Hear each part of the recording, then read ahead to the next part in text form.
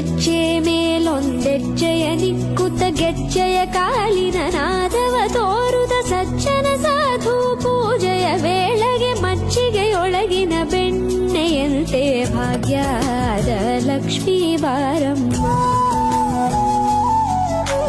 ಹೆಜ್ಜೆ ಮೇಲೊಂದೆಜ್ಜೆಯ ನಿಕ್ಕುತ್ತ ಗೆಜ್ಜೆಯ ಕಾಲಿನ ನಾದವ ತೋರುದ ಸಜ್ಜನ ಸಾಧು ಪೂಜೆಯ ವೇಳೆಗೆ ಮಜ್ಜಿಗೆಯೊಳಗಿನ ಬೆಣ್ಣೆಯಂತೆ ಭಾಗ್ಯದ ಲಕ್ಷ್ಮೀ ಬಾರಮ್ಮ.